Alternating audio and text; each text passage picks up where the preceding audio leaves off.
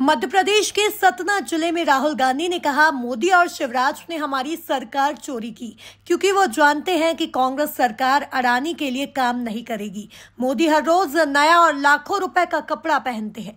राहुल ने कहा, मोदी जाति जनगणना की बात किसी भाषण में नहीं करते, उनका रिमोट कंट्रोल अडानी के पास है। जैसे ही मध्य प्रदेश में कांग्रेस सरकार आएगी, सबसे पहला कदम जातीय जनगणना कराएंगे। केंद्र में आते ही नेशनल जनगणना जातीय कराएंगे। मैंने पता लगाया है कि मध्य प्रदेश में 53 में से ओबीसी के सिर्फ एक अफसर ओबीसी हैं, फिर भी कहते हैं मध्य प्रदेश में ओबीसी की सरकार है। अगर मध्य प्रदेश का बजट 100 रुपए का है तो ओबीसी अफसर सिर्फ 33 पैसा पर निर्णय लेता है। मतलब आबादी 50%, लेकिन भागीदारी 100 रुपए में सिर्फ 33 पैसे। रोजगार बड़े बड़े उद्योगपति नहीं देते, रोजगार छोटे व्यापारी उपलब्ध कराते हैं। इसलिए इन्होंने देश में छोटे व्यापारियों को टारगेट किया जीएसटी के जरिए। पहली बार देश का किसान टैक्स भरने के लिए मजबूर हो गया। यह जीएसटी देश की गरीब जनता देती है।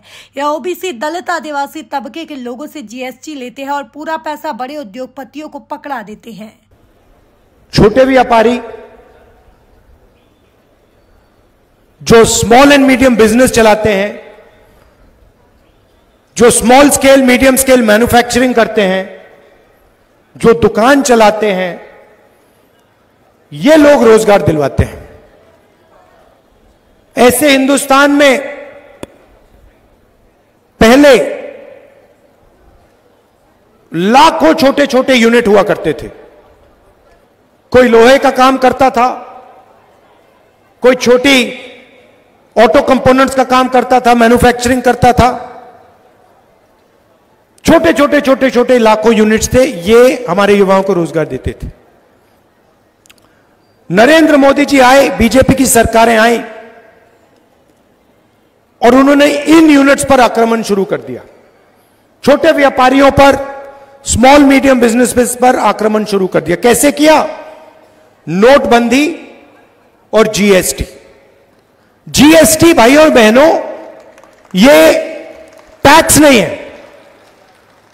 जीएसटी किसानों पर, छोटे व्यापारियों पर, स्मॉल और मीडियम बिजनेस वालों पर आक्रमण है। ये हथियार है जीएसटी। छोटे बिजनेसेस को मारने का, खत्म करने का हथियार है। पहली बार हिंदुस्तान में पहली बार किसान टैक्स देता है। 12% ट्रैक्टर पे, 18% पेस्टिसाइड पे, 5% फर्टिलाइजर पर। हमारा किसान जो इस देश की रीढ़ की हड्डी है, वो जीएसटी में टैक्स देता है।